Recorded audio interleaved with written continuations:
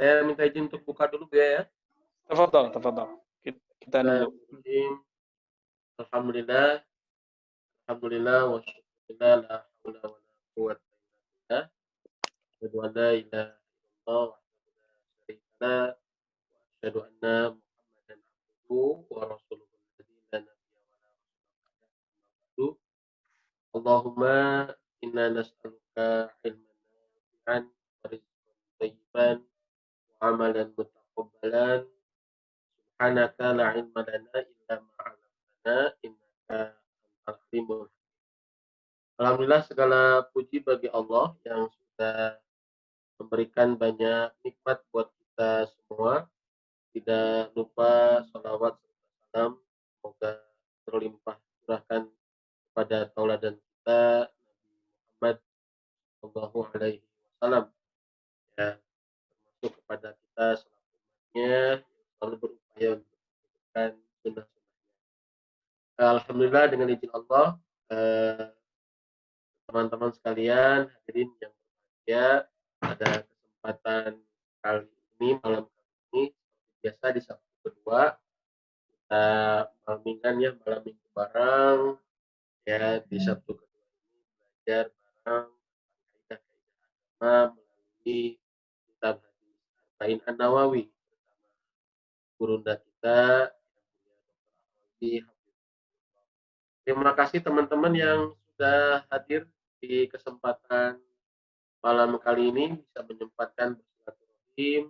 Alhamdulillah kita masih bisa diberikan kesempatan kemampuan Allah untuk bisa belajar sama guru kita, dan kami juga mengaturkan jazakallah khair kepada dia yang sudah memberikan kesempatan kepada kita untuk bisa berbagi ilmu di tengah kesibukan beliau. Alhamdulillah bisa menyempatkan untuk mengajar kita semua ya, walaupun dengan keterbatasan online ya. Dan insya Allah mungkin kita berdoa mudah-mudahan Buya bisa hadir nanti di offline ya, tidak lama lagi di Bandung bareng-bareng belajar, karena memang pertemuan online itu berbeda dengan ketemu langsung gitu ya, ada aura yang tidak bisa digantikan. Alhamdulillah, mungkin supaya tidak berpanjang lama pembukaan kali ini, dan kita masuk ke hadis keempat ya. Dan sebagaimana yang pernah Buya sampaikan di pertemuan pertama, hadis keempat ini tentang bid'ah ini di antara seperempat dari agama ya. Di antara seperempat dari agama yang ini sangat penting sekali. Insya Allah, bagaimana Buya sampaikan di pertemuan terakhir, tema ini kayaknya agak membuat kita semakin serius belajar ya, karena sensitif sekali gitu ya. Ada ekstrem kanan, ada ekstrem kiri kelihatannya ya. Ekstrem kanan dikit-dikit bid'ah gitu ya. Ekstrem kiri nggak mau dengar istilah bid'ah. Pas sampai ada seorang ustadz kalau ceramah khutbah Jumat pakai apa namanya, fa inna asdaqal hadits kitabullah, itu ya kayaknya minta diganti itu bacaan hadis itu, karena apa namanya, khawatir gitu ya dengan bid'ah dalam agama. Nah, bagaimana mendudukan ini ya, begitu kelihatannya kita akan siap-siap belajar lebih serius lagi ya, lebih apa namanya, dalam lagi, walaupun saya tidak tahu nih apakah memang seperti apa nanti saya tanya jawab, dan insya Allah di kesempatan malam ini ya saya sampaikan sedikit ya teman-teman sekalian, bagi yang bertanya atau nanti yang saya pilih bertanya, ini akan mendapatkan kitab atau terjemahan Syama'il Muhammadiyah ya, Syama'il Muhammad ini insya Allah akan kita hadiahkan, ada 3. Jadi silahkan Anda bertanya aktif, nanti saya akan berikan untuk Anda siapa yang bisa apa namanya apa namanya, pertanyaannya saya angkat, insya Allah nanti itu yang akan mendapatkan, dan silakan silakan nanti untuk DM Mim Foundation. Teman-teman sekalian, ya jamaah sekalian, itu saja mungkin pengantar dari saya. Allah, Buya akan lebih dalam membahas ini.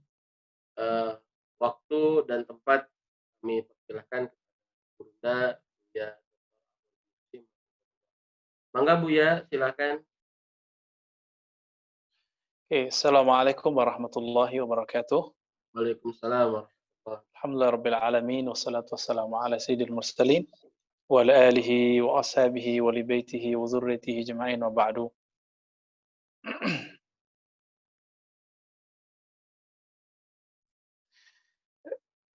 Teman-teman yang dimuliakan Allah, Ustaz Hasan, suara saya putus-putus bagaimana Ustaz? Jelas Ustaz, suaranya jelas, baju hitamnya jelas, muka Ustaz jelas, Alhamdulillah. jelas. Alhamdulillah. Ya, alhamdulillah. Afwan Buya sedikit, apakah memang disetting background bodas baju hitam gitu biar auranya keluar? Suara antum yang putus-putus. Oh, suaranya yang putus-putus ya. Terdengar Buya? Terdengar ya? Ada Buya?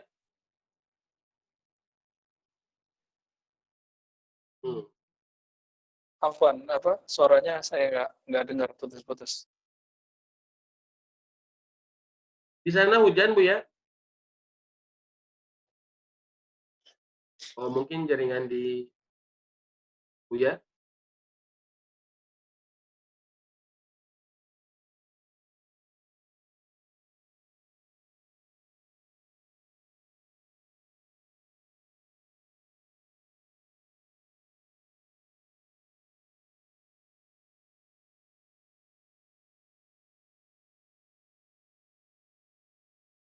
Mohon maaf teman-teman, mungkin jaringan guru kita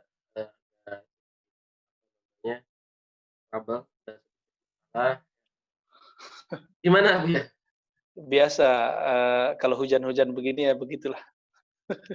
Oh begitu ya. Iya. Amat. Alhamdulillah di sini juga baru hujan Bu ya. Ini sudah turun sih sebagian. Suara saya sudah jelas Bu ya? Sangat jelas. Wajah saya jelas Bu ya? Wajah Raihan. Oh, Masya Allah. Salah. Mangga tafadhol Bu ya, mangga silakan. Taib. Alhamdulillah rabbil alamin wassalatu wassalamu ala sayyidil mursalin wa ala alihi washabihi wa ba'du. Teman-teman dimuliakan Allah, yang kita hormati Ustaz Hasan Faruqi, semoga selalu terinspirasi oleh Al-Faruq Umar bin Khattab, amin rabbal alamin. Kita hadis yang kelima ya. Betul. Hadis yang keempat. Kelima berarti. Tentang Bid'ah. Oke, ini hobinya Ustaz Hasan ini. Ya. Sebelumnya mari kita baca surah Al-Fatihah. Semoga Allah membuka qalbu kita dengan surat pembuka pikiran kita, hati, jiwa. Al-Fatihah. A'udzubillahi Bismillahirrahmanirrahim. Ya sayyid.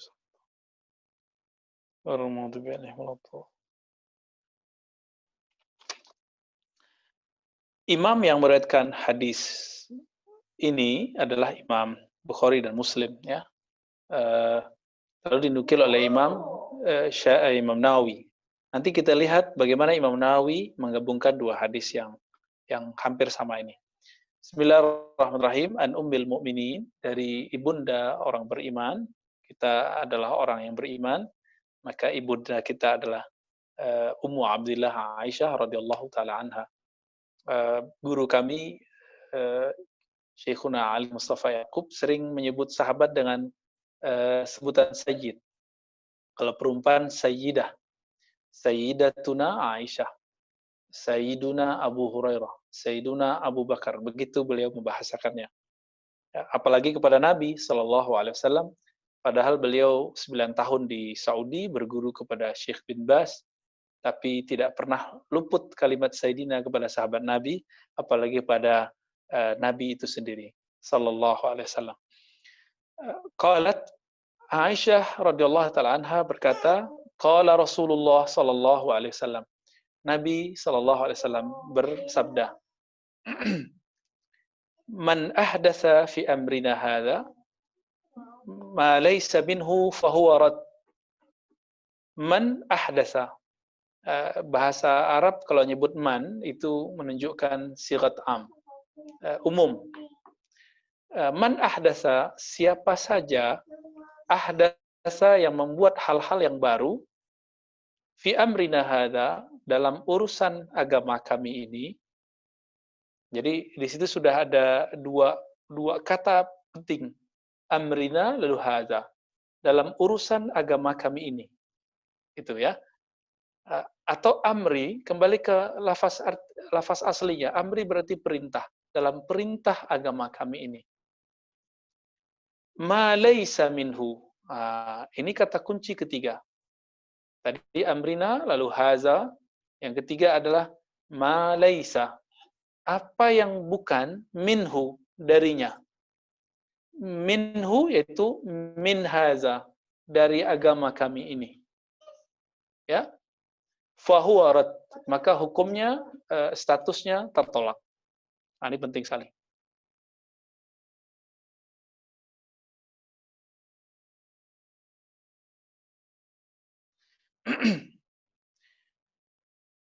Kemudian hadis ini dikatakan rawahul Bukhari wa Muslim. Hadis ini diriwayatkan oleh Imam Bukhari dan Imam Muslim. Wa fi riwayatin li Muslim, dalam riwayat Imam Muslim, kalimatnya tidak ahdasa tapi amila. Man amila, siapa yang beramal, kalau tadi kan ahdasa. Ahdasa itu sebenarnya juga beramal, berbuat. Man amila, siapa yang berbuat amalan, satu amalan, laisa alaihi amruna, tidaklah amalan itu ada dasar dalilnya dalam agama kami, fahuwa rad, maka statusnya rad. Apa arti rad? Rad itu artinya tertolak. Jadi di dalam hukum Islam ada yang disebut apa yang kita katakan dengan status. Status ini apa statusnya? Maka disebut mardud atau makbul, diterima atau ditolak.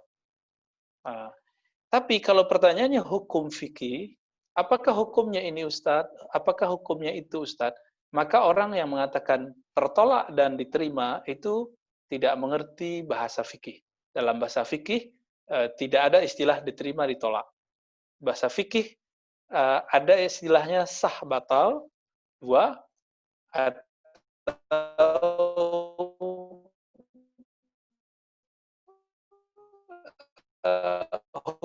hukum yang lima.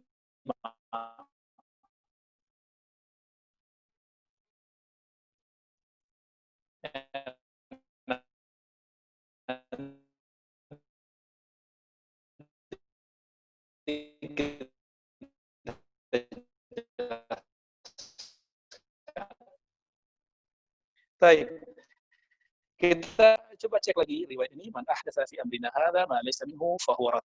Ya, siapa yang membuat hal-hal baru dalam agama. Ini yang dilupakan, enggak usah pakai debat, enggak usah pakai aneh-aneh. Kunci di situ laisa minhu. Apa arti laisa minhu? Satu yang baru.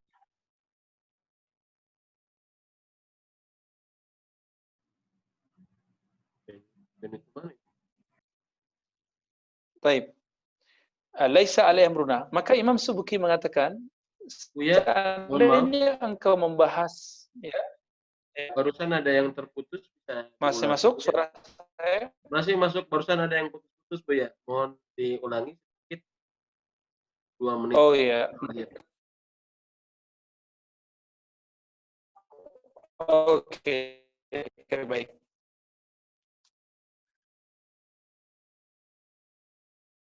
Jadi ada kata kunci di hadis itu. Pertama ahdasa, oke, dan yang laisa minhu. Laisa alaihi amruna atau laisa minhu dapat diartikan dengan tidak mempunyai dasar dalil dalam agama kita. Oleh karena itu, Imam Subuki mengatakan, jika engkau mengkaji satu hal yang diperdebatkan hukumnya oleh seseorang, oleh banyak orang, yang satu mengatakan ini sunnah, satu mengatakan itu bid'ah, tentu engkau akan mendapatkan dalilnya. Bahkan nanti akan masuk kepada pembagian-pembagian Seandainya orang membahas apa yang bahwa itu bid'ah, sebenarnya itu sunnah semua. Nah, cuma karena memudahkan istilah, disebutlah itu bid'ah hasanah. Itu menurut Imam Subki. Nah, kita tinggalkan dulu kalam tersebut. Teman-teman yang bukan Allah, istilah Nabi menyebut rad. Apa arti rad? Tertolak. Dalam bahasa fikih disebut batil. Jadi bahasa kita kalau kita sebut batal gitu ya. Lawannya apa? Lawannya sah. Lawan dari batil adalah sah. Maka teman-teman yang melakukan Allah, hadis ini disebut oleh Imam An-Nawawi, lalu dijelaskan oleh murid-muridnya, salah satunya Ibnu Daqiq Al-Id, mengatakan bahwa hadzal hadis qaidatun azimah. Ini adalah salah satu kaidah penting dalam beragama. Kenapa disebut kaidah penting, kaidah besar? Karena kalau orang faham ini, ya, kalau orang faham ini, maka dia akan mampu berbicara tentang agama itu secara hati-hati.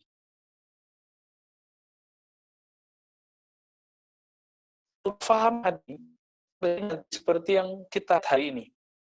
Ya, ketika orang memulai membaca hadis ini dengan niat untuk menyalahkan orang lain, maka akhirnya tidak akan baik. Maka teman-teman yang akan Allah, yang paling faham hadis ini bukanlah kita. Yang paling faham hadis ini adalah para imam. Coba kita lihat para imam itu berbicara apa. Loh Ustadz, kita kan harus langsung ke kitab dan sunnah. Iya, kitab dan sunnah itu yang bawa ke kita imam atau langsung Allah yang bawa kepada kita. Ya, ini kesalahan logika berpikir anak-anak muda hari ini dalam mengaji. Langsung saja ke kitab dan sunnah. Nggak boleh ke ulama. Dia lupa bahwa Al-Quran dan sunnah itu semua yang menyalinnya dan menyampaikan hari ini itu ulama. Oh, langsung saja ke Bukhari. Imam Bukhari bukan imam, bukan ulama. Ya, apakah Imam Nawawi bukan ulama? Ya, jadi kalimat-kalimat ini berbahaya. Ini digunakan untuk standar ganda, giliran untuk membenarkan pendapatnya sendiri, dia batalkan imam. Tapi nanti giliran cocok dengan pemahamannya pakai gelar, oh Syekhul Islam apa ini tidak benar. Ya, kita harus adil. Kalau ingin versi imam, kita coba lihat. Imam Ibnu Daqiq Al-Id ini langsung ngambil dari Imam Nawawi dan juga Izzuddin bin Salam. Ya, pemahamannya langsung diambil dari mereka. Dari kitab-kitab Izzuddin, dan Izzuddin adalah salah satu guru dari Imam Nawawi. Apa kata mereka?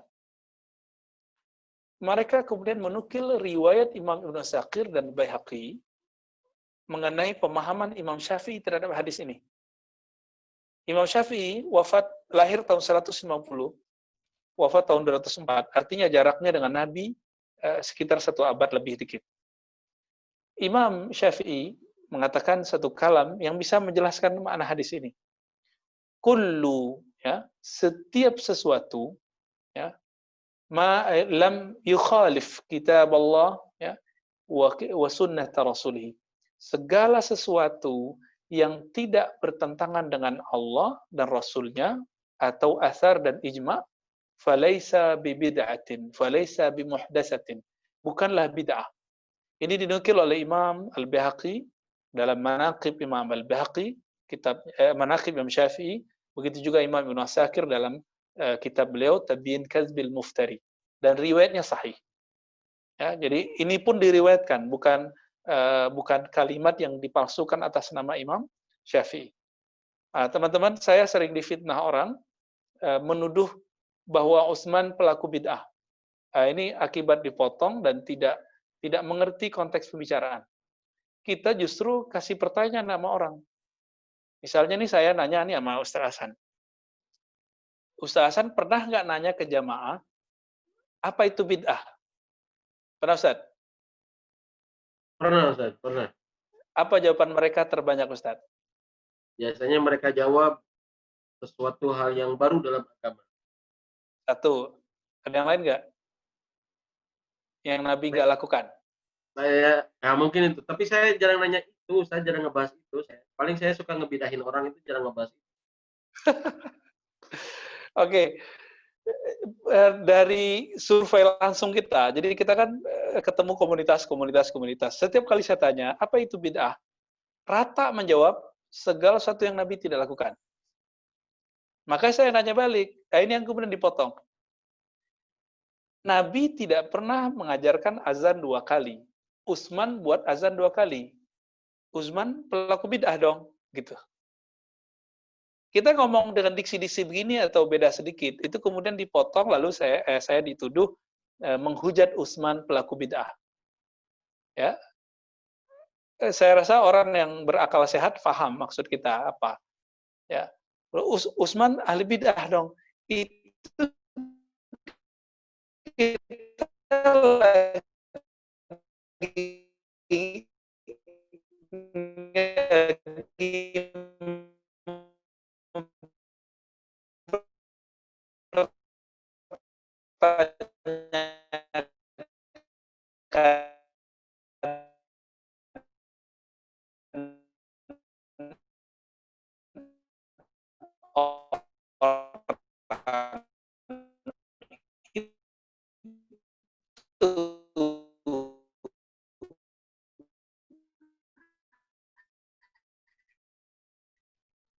kalau konsep bid'ah itu segala sesuatu yang Nabi tidak buat, maka Utsman adalah pelaku bid'ah. Ayo, gimana tuh? Makanya kita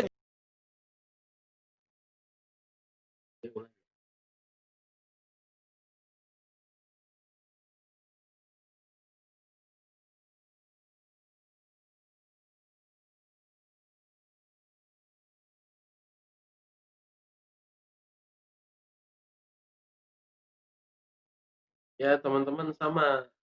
Sekarang juga masih terus.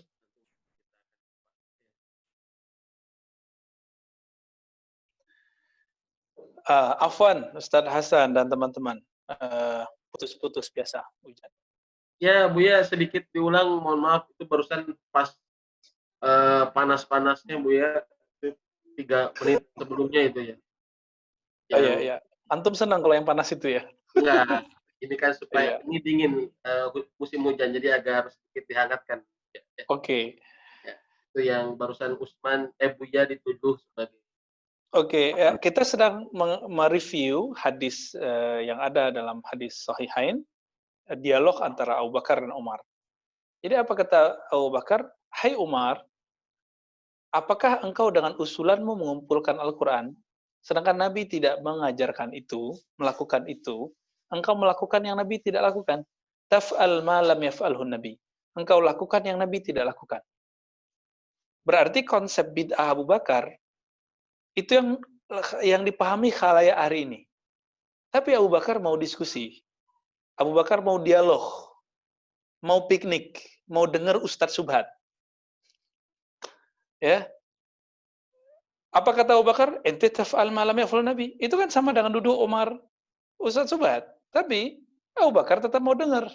Nah ini masalahnya. Kita nggak mau dengar. Apa kata Umar? Bukan begitu masalahnya. Ya, jadi Umar pun dengan kalam itu sudah sama kayak dituduh Ustadz Subhat. Tapi Umar nggak baper. Ya. Beda dengan antum saat antum baper kali ya.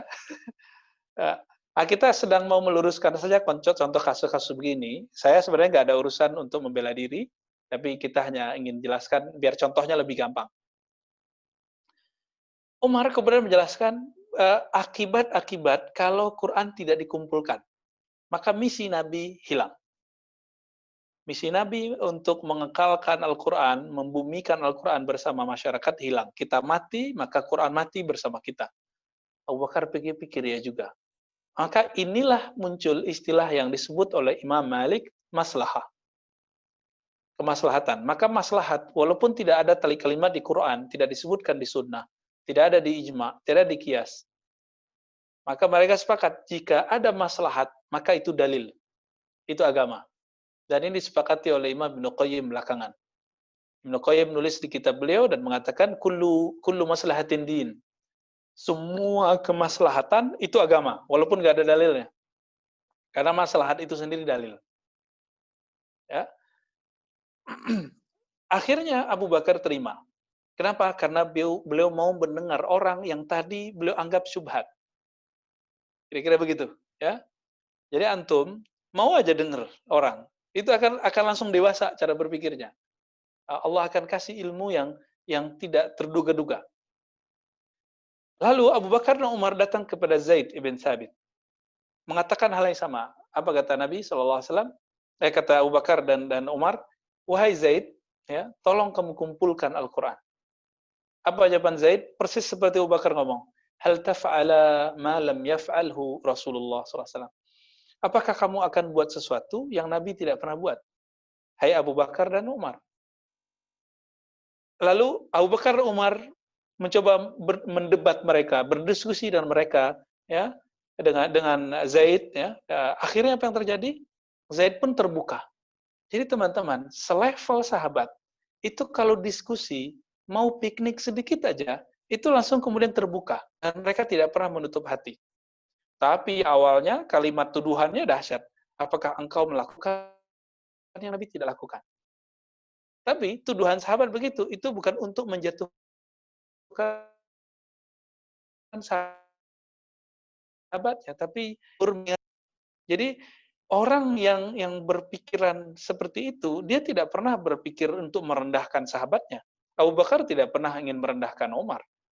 Abu Bakar Umar ketika datang kepada Zaid, tidak pernah ingin merendahkan Zaid, Zaid juga tidak merendahkan Abu Bakar Umar. Gitu.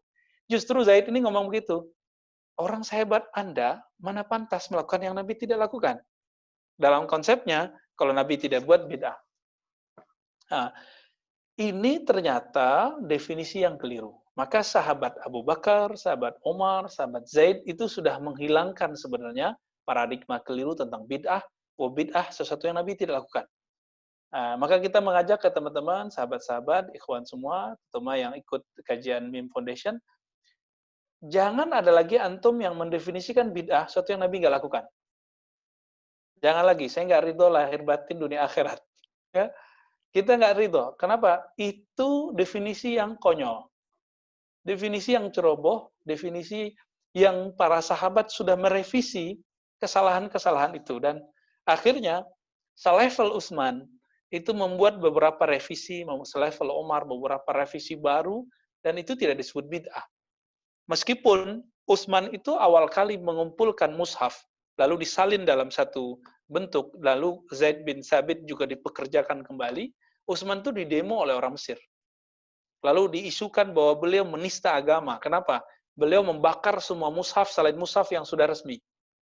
Dianggap menista, apa segala macam. Tapi beliau jalan aja ya. Jalan terus. Dan sekarang kita menikmati Quran yang dulu dituduh oleh orang-orang sekitar Utsman bahwa beliau pelaku bid'ah. Nah, kembali ke hadis ini, teman-teman, karena Allah, hadis ini merupakan salah satu pokok utama dalam ilmu usul fikih dan fikih. Tapi kalau ahli fikih yang berbicara hadis ini tidak menyeramkan. Hadis ini justru menenangkan. Ya, beda dengan pengalaman Ustadz Hasan tadi ya, khutbah aja udah mulai berapi-api ya. Iyyakum wa muhdatsatil umur. Terus apa lagi Ustadz? Inna wa kullu muhdatsatin bid'ah wa kullu bid'atin dhalalah. Ya, saya dulu, wah itu hadis Tirmizi itu tambahannya. Kita sebut hadisnya mudraj. Lafaz hadisnya cuma sampai di wa kullu muhdatsatin bid'ah. Udah sampai di situ ya. Berikutnya tambahan wa kullu bid'atin dhalalah. Wanarnya itu tambahan dari hadis Tirmizi. Baik.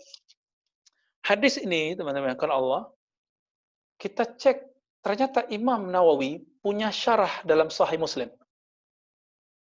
Beliau punya kitab judulnya Syarah Sahih Muslim, penjelasan hadis Sahih Muslim. Lalu beliau juga punya syarah Arba'in Nawawi. Jadi ada dua syarah kita banding dan beliau konsisten. Apa yang kita sebut konsisten? Ketika beliau mengatakan man ahdatsa fi amrina hadza, siapa yang melakukan bid'ah, maka yang tidak ada dalilnya tertolak. Beliau mengatakan bid'ah itu sendiri dia menjadi objek hukum. Maksudnya gimana? Ada bid'ah yang haram. Ada bid'ah yang makruh. Ada bid'ah yang mubah. Kopiahnya Ustadz Hasan ini bid'ah yang mubah. Kalau yang punya Ada Buya, bid'ah yang itu mustahab katanya yang dianjurkan. Ini agak aneh ini. Bid'ah tapi dianjurkan. Yang terakhir, yang kelima, bid'ah tapi wajib. Ketika Utsman menulis dan menyalin Quran, itu bid'ahnya sudah sampai wajib. Ya. Apalagi nih? Bid'ah. Nah, kita turunin lagi tadi, bid'ah haram. Nah, sebelum masuk ke bid'ah haram, makruh, mubah, mustahab, wajib, kita coba lihat imam yang sering disebut Syekhul Islam dalam menerjemahkan apa itu bid'ah. Ini saya juga akan konsisten menukilnya. Beliau menulis dalam kitabnya Iqtida' Shiratal Mustaqim. Jadi Imam Ibn Taimiyah ini, yang gelarnya Syekhul Islam, wafat 728, mengatakan dalam kitab Iqtida' Shiratal Mustaqim, al-bid'atu ma lam yadulla alaihi dalilun syar'i. Nah, ini kalau yang ngerti kitab nih silakan dihafalkan. Al-bid'atu ma lam yadulla alaihi dalilun syar'i. Bid'ah itu adalah sesuatu yang tidak ada dalil syaraknya. malam ya Yang dulu, malam yadulla, ya dulu. karena dalam ya, malam yadulla alaihi dalilun syar'iyyun. Dalil syar'i. Dalil syar'i ada berapa? Dibagi dua, ada muttafaq yang disepakati, ada mukhtalaf yang diperdebatkan. Loh, ada dalil yang diperdebatkan? Iya. Nah, teman-teman yang belajar usul fikih, metodologi hukum Islam, itu faham maksud kita. Yang disepakati Quran, Sunnah, Ijma', Qiyas. Oh, ternyata dalil bukan hanya Quran dan Sunnah. Iya, ada namanya Ijma', ada namanya Qiyas. Dan itu disepakati. Ingkar terhadap empat ini kafir. Tapi ada yang tidak disepakati, dipakai oleh seorang imam, tapi imam yang lain tidak pakai itu sebagai dalil. Imam Malik, Imam Salafus Saleh, beliau wafat tahun 179 Hijriah, beliau berdalil dengan amalan ulama Madinah. Kenapa? Ulama Madinah adalah murid sahabat Nabi adalah mengambil ilmu mereka dari sahabat-sahabat dari Nabi. Maka disebut amal ahli Madinah. Ini imam siapa? Imam Malik.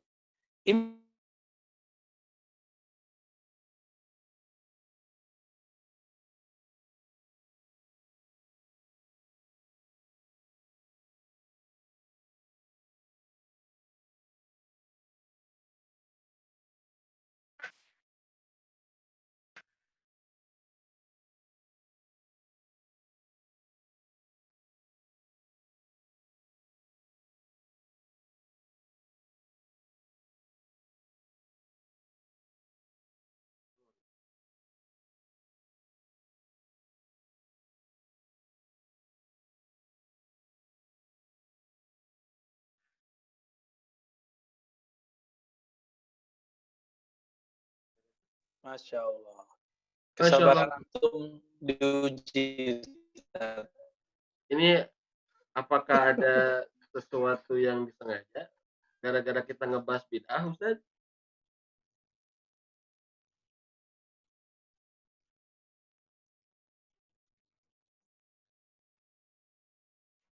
Oh enggak, jangan kepada Allah. Emang sinyalnya lagi. Oh, Baik, bukan ada kita lanjut ya. konspirasi. Kita lanjut aja. Ya, nggak apa-apa. Jadi Imam Malik punya satu dalil yang nggak dipakai oleh Imam Syafi'i. Nah ini teman-teman, dalil bukan hanya Quran dan Sunnah. Tapi dalil itu juga termasuk kepada orang-orang yang membawa Quran dan Sunnah. Siapa yang bawa Quran dan Sunnah? Di zaman Nabi, ya Nabi. Setelah Nabi, sahabat Nabi. Setelah sahabat Nabi, murid sahabat Nabi. Imam Malik tidak memisahkan antara Al-Quran, Sunnah dengan orang yang mengamalkan Quran dan Sunnah. Yaitu sahabat Nabi dan murid-muridnya. Jadi kalau ada sahabat Nabi atau murid sahabat Nabi beramal, Imam Malik langsung mengatakan, ini sama dengan amalan Nabi. Berarti dalil. Maka muncullah istilah amal ahli Madinah. Amalan orang Madinah. Jadi Imam Malik punya satu sistem pendalilan, sistem hujjah yang berbeda dengan imam-imam sebelumnya, Imam Abu Hanifah. Ya. Imam Syafi'i karena beliau suka piknik kemana-mana, Malik tidak. Beliau hanya di Mekah Madinah dan lama di Madinah. Beliau ketemu orang Damaskus, ketemu dengan orang Homs, ketemu dengan orang Aleppo, ketemu dengan orang Baghdad, ketemu dengan orang Yaman, dan beliau bertemu di sana sahabat-sahabat Nabi yang amalnya berbeda atau murid-murid sahabat Nabi. Maka Imam Syafi'i mengatakan, oh berarti dalil guruku tidak semuanya sahih. Tidak semuanya sahih. Ya. Nah, ini baru antara guru dan murid. Lalu sekarang kita mau dipaksa untuk sama dengan dia, padahal jenggotnya aja udah beda sama Ustaz Hasan. Baik. Jadi kita sudah beda, lalu dipaksa semua sama. Ini kekonyolan baru yang kita lihat hari ini. Yang Nabi tidak pernah paksa orang untuk sama, lalu kita dibuat sama.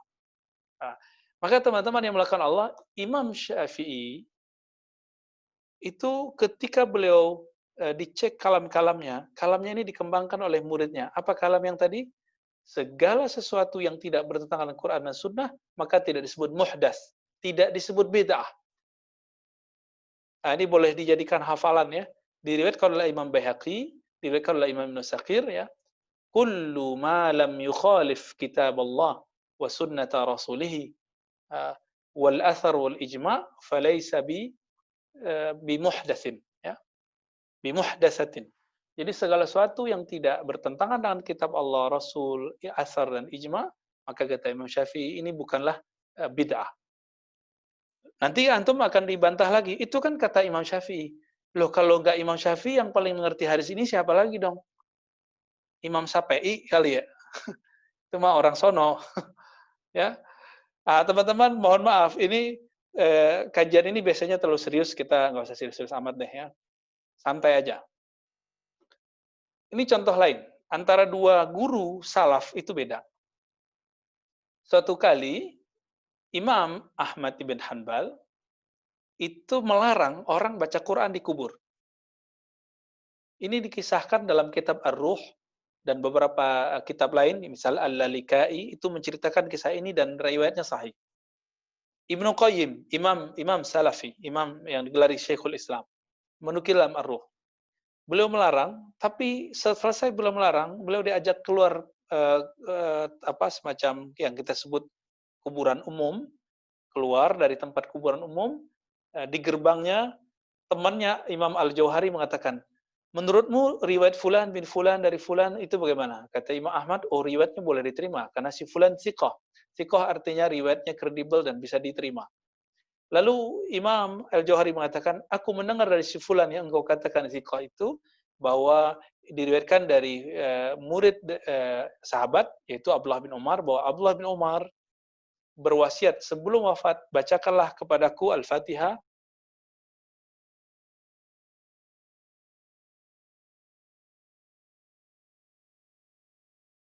Halo, Buya.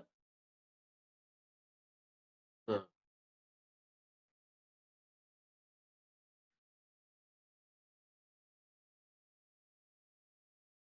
barusan terputus lagi, Buya.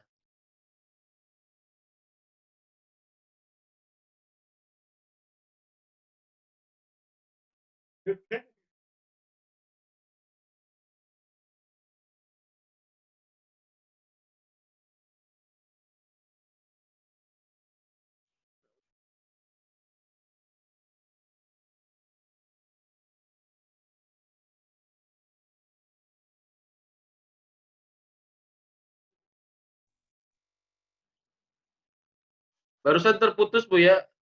Iya, betul. Sebelum aku meninggal, nah itu kata Imam. Oke. Sebelum aku meninggal.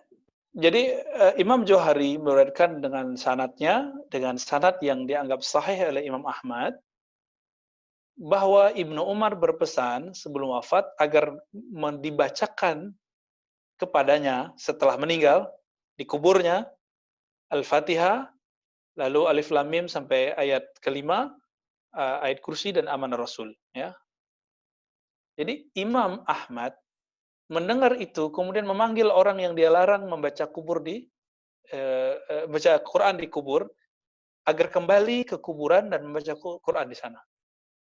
Maka teman-teman yang melakukan Allah, Imam Ahmad yang tadi punya pandangan melarang, cukup dengan satu dalil yang dia dengar dari temannya, langsung merevisi pendapatnya.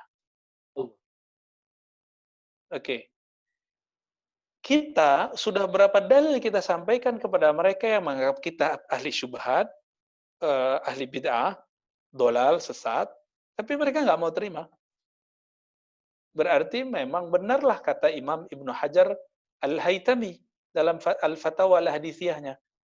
Nanti antum silakan cek, itu ada kalimatnya. Ya, orang-orang seperti ini, adallahullahu ala ilmin. Dia punya ilmu, tapi hidayah nggak tembus sampai ke dadanya. Allah sesatkan dia, padahal dia berilmu. Gitu. Dan itu terjadi, teman-teman. Ya, semoga kita jauh dari hal-hal seperti itu. Semoga Allah kasih kita ilmu plus hidayah. Ya. Jadi Imam Ahmad dalam hitungan menit itu berubah, merevisi pandangannya ketika ketemu dalil, dan dalil itu bukan perkataan Nabi. Siapa yang mengatakan itu? Adalah Imam Al-Jauhari, diriwayatkan dari Ibnu Umar. Berarti bukan amal Nabi, tapi amal Ibnu Umar. Cuma Ahmad bin Hambal mengatakan, kalau kamu mau tahu Nabi buat apa, lihatlah amal Umar. Ibnu Umar. Kalau Ibnu Umar melakukan sesuatu, berarti Nabi melakukannya. Dan teman-teman dimulakan Allah, dengan adab itulah Imam Ahmad ibn Hambal merevisi dalam waktu sekejap, waktu sesaat. Nah, kok bisa beliau seperti itu? Kita kok nggak bisa gitu. Karena dalam kolbunya ada cahaya hidayah, di kolbu kita mungkin cahaya yang payah. Imam Nawawi yang tadi saya cerita, beliau penulis kitab Arba'in. Ketika beliau menulis kitab Arba'in 42 hadis, beliau paling faham maksud hadisnya. Sekarang kita coba rujuk apa penjelasan Imam Nawawi dalam syarah hadis Nawawi. Jadi beliau sendiri nulis syarahnya. Jadi kitab ini beliau tulis sendiri syarahnya. Kalau pengen lebih lengkap, maka buka syarah Sahih Muslim karya Imam Nawawi yang lebih dari 6 jilid. Ya, silakan dibaca. Hadisnya sama dengan ini. Man amila amalan ya laisa alaihi amruna fahuwa rad. Kan hadis Muslim. Apa kata beliau? Bahwa bid'ah sesuatu betul yang tidak ada dalilnya. Maka ketika ada sesuatu yang Nabi tidak buat, Nabi nggak buat nih. Ketika dicek, ternyata ada dalil yang bisa meng-hire, meng-cover masalah ini. Bahwa persoalan baru ini cocok dengan dalil. Yang dalil itu memerintahkan sesuatu yang hasilnya wajib. Maka bid'ahnya menjadi wajib. Ada persoalan baru, dia berkaitan dengan perintah Nabi yang dianjurkan, maka dia menjadi bid'ah mustahab. Bid'ah yang dianjurkan, bid'ah hasanah. Ada persoalan baru, di zaman Nabi tidak pernah dibahas, dan tidak pernah dilarang, dan tidak pernah disuruh. Maka masuk kepada bid'ah mubah. Contohnya ngaji lewat Zoom. Ya, antum kalau nggak ahli bid'ah semua nih. Ya kan? Apalagi? Nabi itu. Kopi nasional. Oh iya, kena deh. Kayaknya nunggu nyerang dari tadi nih Ustaz Hasan nih ya. Biar ini, biar Berimbang. mencontohkan sesuatu yang terlihat. Betul. Jadi kopiah ini kan tidak ada di zaman Nabi. Umar juga nggak pernah, Abu Bakar, Utsman, Ali, nggak ada riwayatnya mereka pakai kopiah hitam. Apalagi kopiah putih kayak Ustaz Hasan. Nggak ada ya. Bahkan antum pakai serban hari ini, belum tentu serbannya mirip dengan serban Nabi Sallallahu Alaihi Wasallam. Lalu, kalau saya nggak pakai, saya cuma pakai tutup. Nah, maka ini masuk ke bab mubah. Mubah itu artinya apa? Dulu, orang mengatakan, orang-orang yang bekerja untuk hal-hal mulia, untuk ngajar, ya, tokoh-tokoh agama, pejabat-pejabat tinggi, maka kepalanya harus ditutup. Orang Arab, tutupannya adalah serban. Orang Indonesia, lihat Soekarno. Ya, Soekarno tutupnya itu kopiah hitam, kan? Tapi di zaman itu Buya Hamka juga tutup pakaian hitam. Buya Hamka sampai kemudian beliau meninggal kopiahnya kopiah hitam. Ya, saya mau ngajak Ustaz Hasan biar pakai kopiah hitam, Belum makomnya. belum makomnya. Kalau antum di Lombok, itu orang yang belum haji, belum boleh pakai kopiah putih. Tapi di Bandung beda, ya. Pakai lagi, Tat, pakai lagi, Tat. Ya. Jadi di Lombok itu ada istilah namanya ganti kopiah. Ganti kopiah itu harus haji dulu, umroh aja belum cukup. Nah, tapi di pesantren, di Jawa, di Sunda, di Betawi, di Sumatera, itu bebas ya. Orang boleh pakai kopiah hitam, boleh pakai kopiah putih. Oke, itu masuk ke bab yang mubah. Ada yang makruh. Makruh itu sesuatu yang di zaman Nabi, Nabi melarang. Contohnya, antum kalau ada pesta makan berdiri.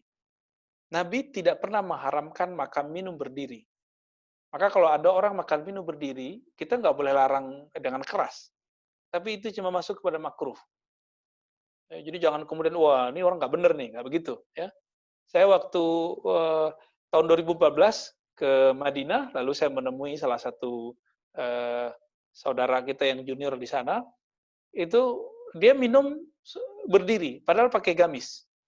Ustadz, saya tanya, loh ente nggak ngamalin sunnah minum duduk ya? Dia ngeliatin saya, ente nggak tahu aja sih katanya. Ya. Di sini orang Madinah biasa minum berdiri, yang nggak boleh itu di sini makan minum sambil jalan. Ya, iya juga sih. Ya, jadi itu masuk ke tradisi. Maka hadis-hadis tadi, semua hadis perintah dan adab, perintah dan larangan bisa masuk ke bab ibadah, bisa masuk ke bab adab. Kalau dia masuk ke bab adab, beda zaman nanti akan beda status hukumnya. Gitu. Oke, maka teman-teman yang melakukan Allah, selevel Imam Nawawi membagi bid'ah jadi 5. Antum ada yang meragukan Imam Nawawi? Pasti tidak. Ada yang melakukan Imam Nawawi? Nah, disinilah pengkhianatan ilmiah yang dilakukan oleh orang-orang yang mensyarah Arba'in Nawawi, lalu tidak sesuai dengan maksud Imam Nawawi. Antum paham maksud saya, dan itu sudah banyak diterjemah hari ini. Arba'in Nawawi syarah Syekh Fulan. Syekh Fulan. Ketika kita cek, jadi cara cek satu manhaj orang itu, lihat bab akidahnya, lalu lihat pandangan dia tentang bid'ah. Selesai itu, ketahuan. Di akidah dia ngomong sifat Allah seperti apa, lalu dalam bab bid'ah dia ngomong bid'ah sesaklek apa, seluas apa. Nanti ketahuan dia manhajnya, manhaj Ahlus Sunnah, atau manhaj, apa ya, kita nggak usah sebut deh ya. Nah, ini sangat penting kita garis bawahi. Kenapa? Karena banyak orang yang mendompleng Arba'in Nawawi. Jadi mereka ngajar hadis Arba'in, tapi dengan misi yang berbeda dengan misi Imam An-Nawawi. Imam Nawawi, misinya mengajarkan ini, itu biar orang luas memahami hukum. Tapi teman-teman kita ketika sampai di hadis ini, itu kayak dia kegirangan untuk nyalahin orang, karena dapat dalil untuk nyalahin orang. Teman-teman, Nabi itu 13 tahun di Mekah, itu urusan Nabi membersihkan hati para sahabat. Lalu itu di awal-awal di Madinah juga masih begitu. Maka antum sebelum belajar fikih, wajib belajar bersihin kolbu. Jadi saya tidak sepakat dengan banyak orang yang mengatakan belajar fikih dulu, akidah dulu, belum belajar kolbu. Itu keliru. Kolbu dulu, baru belajar yang lain. Belajar kolbu dulu, baru belajar yang lain. Supaya nanti belajarnya tidak salah niat. Orang yang belajar, tapi tidak mulai dari ilmu kolbu, maka ketika dia belajar fikih, dia akan berusaha seperti orang-orang lain. Teman-teman, coba lihat. Antum senang nggak melihat ada dua pengamat saling salah menyalahkan? Asik. Makanya TV-TV juga senang ngundang orang-orang yang suka bertengkar itu. Karena bisa naikin rating. Tabiat manusia biasa itu suka nyari kesalahan orang dan merendahkan orang. Itu tabiat biasa. Ketika antum belajar ilmu keislaman, lalu kolbunya belum dibenerin, apa yang terjadi? tabiat merendahkan orangnya tetap ada, tapi menggunakan dalil agama. Kalau dulu mungkin merendahkannya dengan status sosial, dengan materi, dengan jabatan, dengan rupa, dengan pergaulan. Tapi ketika hijrah, ini nggak dibenerin, apa yang terjadi? Teman-teman, ini menjadi bahaya, ini yang kita sebut zombie-zombie monster yang menyusup ke dalam ajaran kita. Ketika dia masuk ke dalam Islam atau dia hijrah, kalbunya tidak dibenerin, dia akan menyalahkan orang lalu menggunakan dalil-dalil sebagai pembenaran terhadap sikapnya. Dan kita teringat sebuah hadis yang sahih riwayat Muslim juga ya, bihasbi imri'in minasyarr. Cukuplah orang punya hati kotor, berkarakter syar, berkarakter iblis. Apa itu? Ayyahqira akhahul muslim. Dia merendah, menghina, suka mengutuk, melaknat ya orang-orang sesama muslim. Hati-hati. Ini zaman ke depan akan perbedaannya tidak hanya masalah sunnah bid'ah. Sunnah bid'ah mungkin antara ahlus sunnah yang moderat dengan ahlus sunnah yang tidak bersanad itu. Tapi next ke depan teman-teman, tantangan kita bukan masalah itu, tapi di antara ahlus sunnah yang merasa sudah moderat ini, cuma karena perbedaan politik nanti bisa bentrok-bentrok. Nah, semoga teman-teman, terutama komunitas Meme Foundation bisa menangani ini. Ya, perbedaan politik itu sudah sunatullah dari dulu bikin orang perang. Jangan kita buat ulang. Ya, ini bukan masalah bid'ah dan tidak bid'ah. Ini masalah itijahat sia-sia. Kecenderungan politik yang memang tidak pernah satu dari dulu. Maka kembali ke sunnah bid'ah, teman-teman yang dimuliakan Allah. Saya sudah sampaikan beberapa tokoh penting. Pertama tadi Ibnu Taimiyah. Ibnu Taimiyah mengatakan segala satu yang tidak ada dalilnya maka bid'ah. Berarti kalau ada dalilnya, dia nggak bid'ah. Masalahnya, dalil kita nggak diterima sama mereka, gitu masalahnya. Jadi kalau teman-teman yang suka membid'ahkan itu, dalil itu harus keluar dari ustadznya. Kalau keluar dari Ustadz Hasan, hadisnya nggak jadi Hasan. Hadisnya langsung jadi dhaif. Fair nggak ini? Ini nggak fair. Itu adalah pengkultusan terhadap sosok dan pemikiran, dan ini lebih bahaya daripada taklid. Ya, lebih bahaya daripada taklid. Jadi masih aman orang yang taklid daripada orang ini. Nah, jadi Imam Nawawi, nah ini tokoh kedua, yang lebih dahulu dari Ibnu Taimiyah, sudah membagi bid'ah menjadi 5 hukum. Dari sisi nilai dibagi 2, hasanah dan dhalalah. Ya. Lalu dibantah nanti, apa bantahannya? Nabi mengatakan semua bid'ah sesat kok. Kok ente bilang ada bid'ah yang wajib? Ini bertentangan Rasulullah, kan begitu logikanya. Imam Nawawi dalam syarah Sahih Muslim, saya ulangi teman-teman, Imam Nawawi, Imam Sunnah, imam yang hafal riwayat Bukhari, riwayat Muslim, itu beliau hafal semua. Apa kata beliau? Tidak semua kata kullu berarti lil jami', lil am. Tidak semua kalimat kullu bid'atin dhalah, setiap yang bid'ah sesat. Tidak kalimat kullu itu mengartikan semua. Siapa yang ngomong? Imam Nawawi. Imam Nawawi ini imam sunnah. Nanti mungkin antum akan adu lagi. Loh, nabinya ngomong semua, kok kamu ikut Nawawi? Kok Nabi dibandingin sama Nawawi? Lah, berarti nggak paham. Bukan begitu cara memahami hadis. Hadis ini diriwayatkan oleh Imam Muslim, juga diriwayatkan lanjutannya dan dikumpulkan oleh Imam Nawawi. Maka Imam Nawawi adalah orang yang paling paham hadis ini. Bahwa kata kullu bukanlah semua, karena ini zahir di perbuatan sahabat Nabi. Kita kembali ke tadi, Abu Bakar buat sesuatu yang Nabi tidak buat. Umar itu prestasi terbanyak membuat yang Nabi tidak buat. Makanya orang-orang Syiah benci sekali dengan Umar. Umar itu melarang menikah beda agama walaupun amal kitab, padahal tadinya boleh. Bukan melarang secara mutlak, tapi melarang secara adat. Tapi kemudian dipahami tidak baik oleh mereka. Utsman membuat banyak hal yang Nabi tidak buat. Ali lebih banyak mirip dengan Nabi Shallallahu Alaihi Wasallam.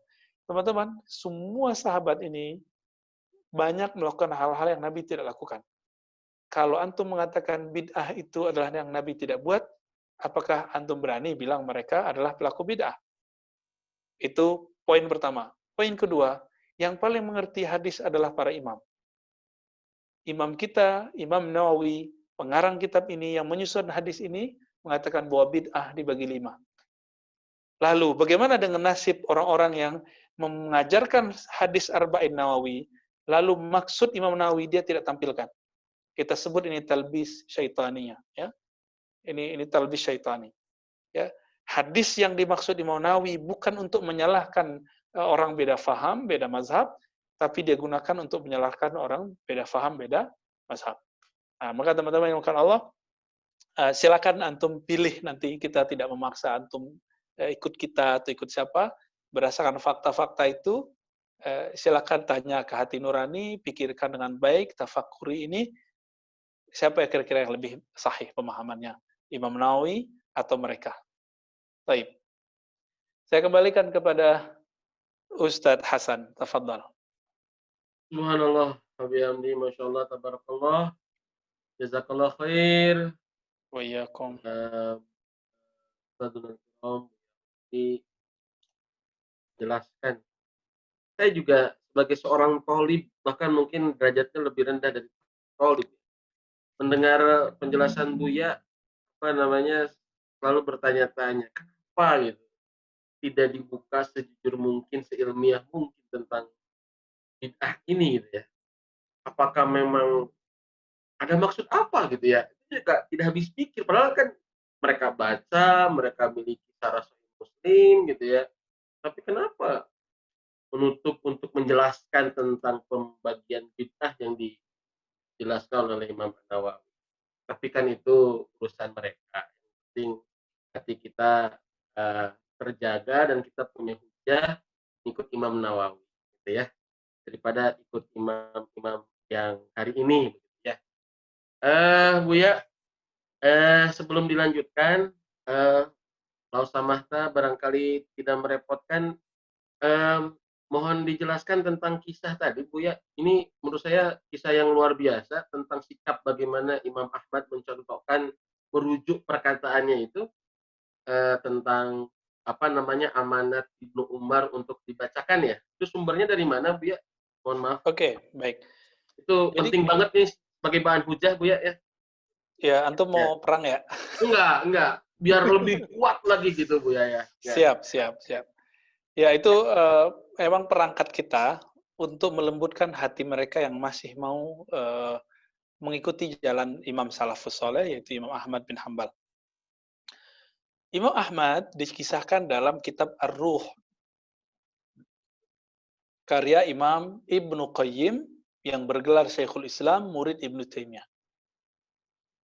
Apa kisahnya? Bahwa beliau berwasiat, ya, seperti wasiat Ibnu Umar. Ibnu Umar ketika mau meninggal, bukan beliau wasiat, beliau merevisi pendapatnya setelah mendapatkan wasiat Ibnu Umar agar membacakan Al-Quran setelah meninggal, yaitu Al-Fatihah, Alif Lam Mim, awal sampai 5, kemudian ayat kursi, amanah Rasul. Ini kemudian yang masuk ke dalam buku Yasinan. Maka buku Yasinan itu teman-teman, itu tidak bid'ah.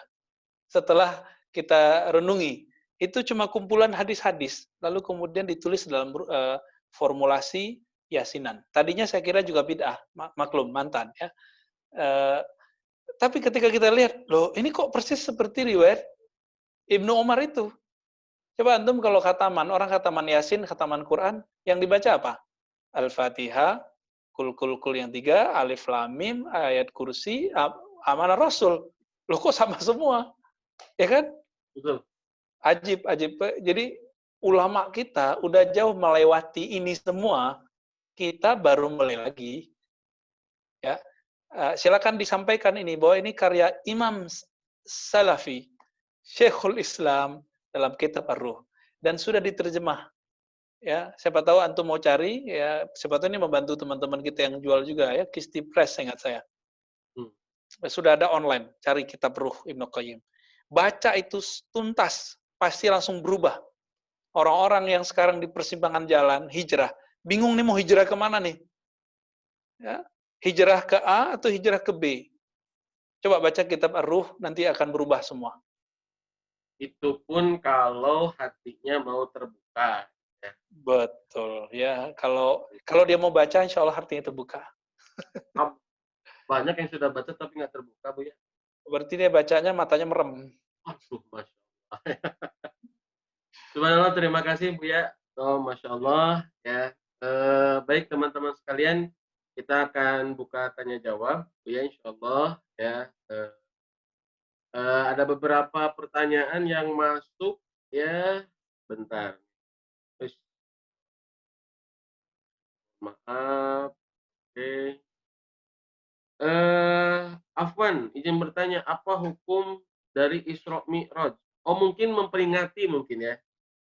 Memperingati Ya, Isra Mi'raj. Ya, soalnya saya pernah buat kajian kampus bertepatan dengan Isra Mi'raj. Katanya bid'ah ini ya. Dan bagaimana kita mengetahui oke. bid'ah bagi orang awam seperti saya, ya. Sedangkan Ya, ketika kita mengkaji itu pendapat banyak. Jadi bid'ah, mungkin juga dan masalah lainnya Bu ya, Isra Mi'raj, Maulid gitu ya. Maulidan, kemudian muharaman, Mhm. rajaban dan lain sebagainya gitu ya. Ya, itu silakan Bu ya. Ya, mangga. Ya, Maulidan, Isra Mi'raj, Muharaman, jika itu diniatkan untuk mengenal sirah Nabi, maka dia tidak termasuk bid'ah, bahkan menurut saya itu sudah hampir wajib. Jika antum kurang mengenal Nabi, maka antum perlu mengenal Nabi dalam maulid. Maka maulid di pesantren kita itu tidak hanya nyanyi-nyanyi, sholawatan, enggak. Tapi maulid di tempat kami itu baca kitab Syama'il Nabawiyah. Gitu. Baca dimaknai, baca dimaknai, baca dimaknai. Nah, itu perbedaan antara mungkin pesantren dengan awam. Orang awam taunya cuma berzanjian. Padahal berzanjian itu kalau dimaknai, maknanya sama dengan hadis Syama'il itu. Nah, kita tapi orang-orang awam itu tetap dia dapat pahala besar karena dia sudah bersalawat kepada Nabi Shallallahu Alaihi Wasallam. Jadi salah satu orang yang dulu membuat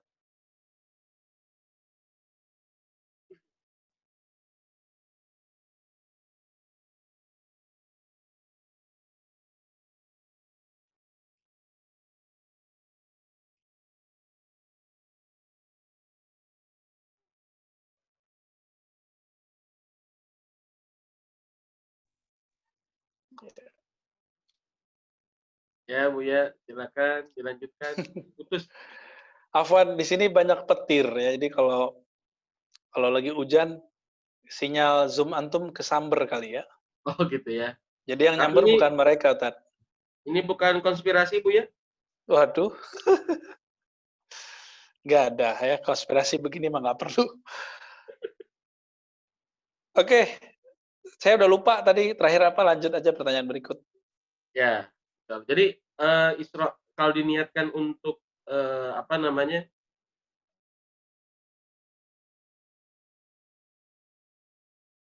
Rasulullah. Oke, tadi saya menyebutkan bahwa Ustadz yang antum pasti sangat suka juga kajiannya ya, Ustadz Adi Hidayat, masih ingat? Ya. Nah, Ustadz Adi karena menukil seorang ulama Mekah namanya Said Muhammad Alawi Al-Maliki, langsung dituduh kok Ustadz Subhat. Kenapa? Karena Said Muhammad oleh mereka disebut dengan berhala Mekah. Hanya mereka menyebut ulama ahli. Ya. Saya dulu juga juga bertanya-tanya ya, Ustadz Adi sebenarnya afiliasinya kemana?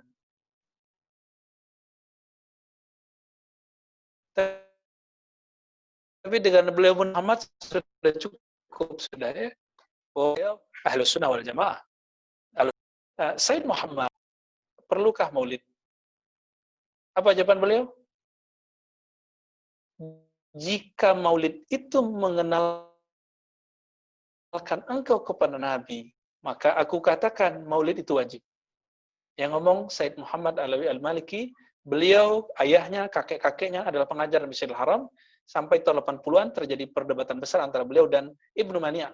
salah satu ulama yang sangat ekstrim lah, karena mengatakan Said Muhammad sebagai Tawud Makkah.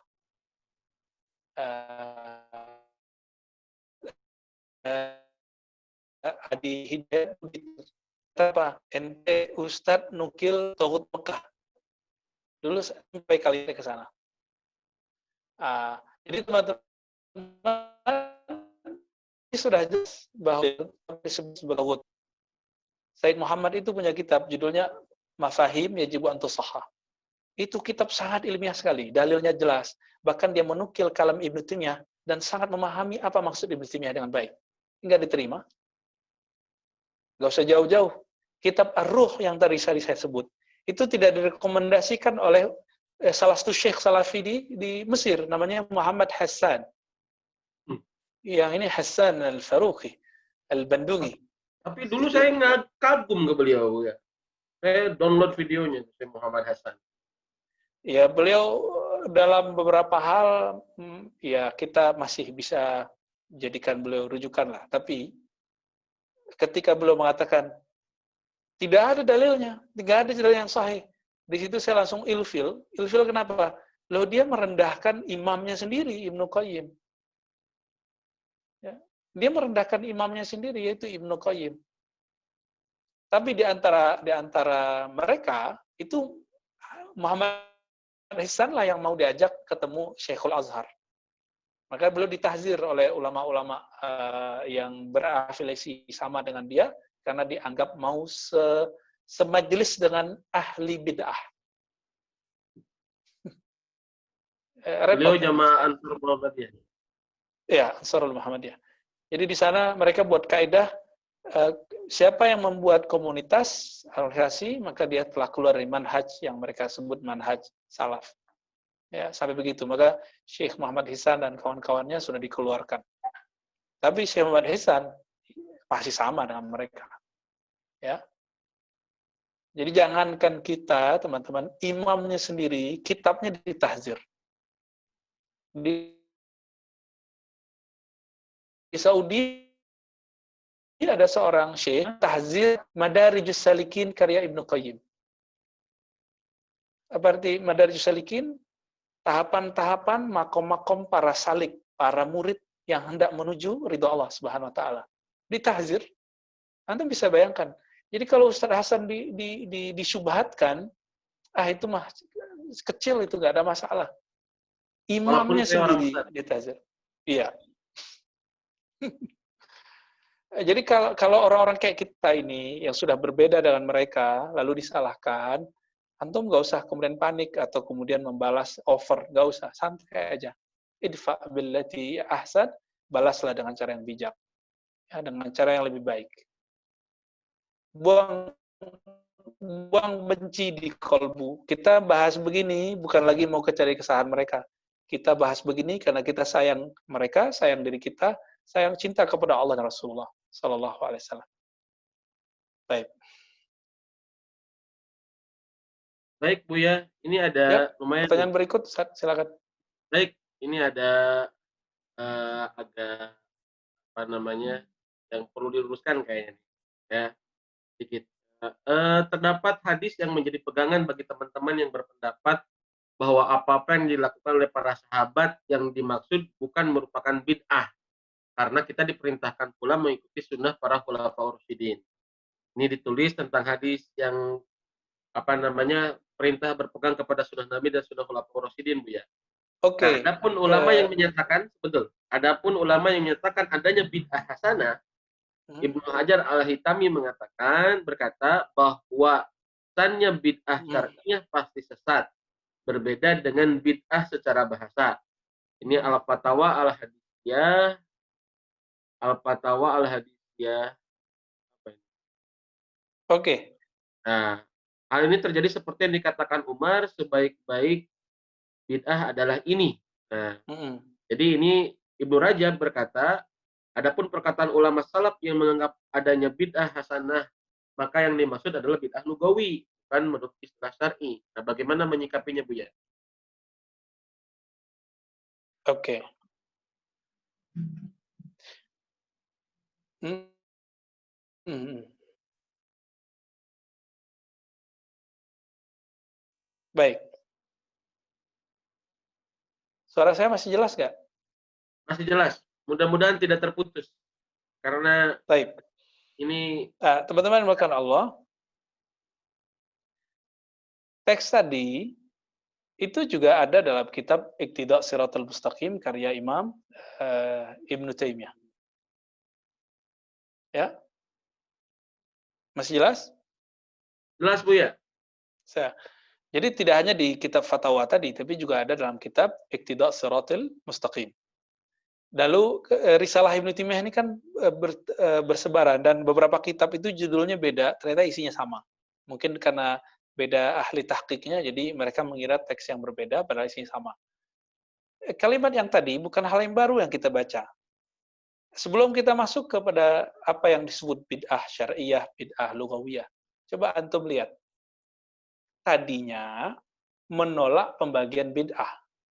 Giliran Ibnu Taimiyah membagi bid'ah jadi dua, kok antum terima? Apa kata Ibnu Taimiyah? Yang disebut oleh Omar, ni'matil bid'atu hadhihi. Sebaik-baik bid'ah adalah ini. Lalu Ibnu Taimiyah kasih nama itu. Namanya tidak ada di hadis. Namanya ada di mana? Di dalam teks Ibnu Taimiyah. Dan Omar tidak pernah kasih nama itu. Apa nama yang dikasih Ibnu Taimiyah? Hazihi bid'atun lughawiyah. Ini disebut bid'ah secara lughawi. Coba antum cek di riwayat ini, adakah Ibnu Umar mengatakan ini bid'ah lughawi loh? Ibnu Umar hanya mengatakan ni'matil bid'atu hadhihi. Senikmat-nikmat bid'ah lah ini orang barangnya. Oke?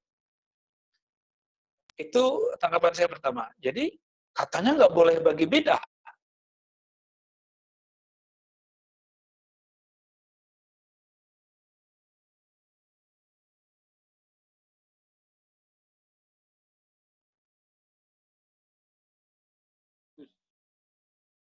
Mohon maaf teman-teman sekalian, jamaah sekalian. Terus Iman antum diuji, Ustaz. aduh, ini udah mulai naik barusan. Aduh, putus lagi. Emang nggak boleh naik, Ustaz. Nah, maksudnya semangat belajar itu. Oke, kita lanjut. Terakhir sampai di mana, Ustaz? Barusan sampai apa namanya perkataan Ibnu Taimiyah. Ibnu Taimiyah. Ya, Ibnu Taimiyah membagi dan Ibnu Umar tidak mengatakan bahwa ini Bid'ah secara lughawiyah. lugawi atau secara syar'i. Oke. Jadi, siapa yang membagi bid'ah dua? Kalau di luar. Jadi Ibnu Taimiyah di Iqtida' Shiratal Mustaqim, termasuk kitab Fatwa, beliau mengatakan, menurut orang yang membagi bid'ah jadi hasanah dan sayyi'ah, bid'ah lughawiyah itu adalah hasanah. Di kitab yang sama ditulis. Maksudnya apa? Maksudnya Ibnu Taimiyah tidak mempermasalahkan pembagian bid'ah hasanah sayyi'ah. Tapi bagi dia, istilah itu nggak sopan. Bagi dia yang sopan itu bid'ah itu ya bid'ah dolalah yang disebut bid'ah syar'iyah. Tapi bagi saya, bid'ah syar'iyah lebih nggak sopan lagi. Bid'ah kok syar'iyah? Gitu. Jadi masih mending bid'ah hasanah daripada bid'ah syar'iyah. Jadi itu hanya pemilihan diksi kalimat. Mungkin ada yang nantang kita nanti. Ente siapa dibanding Ibnu Taimiyah? Lah kita ya kita.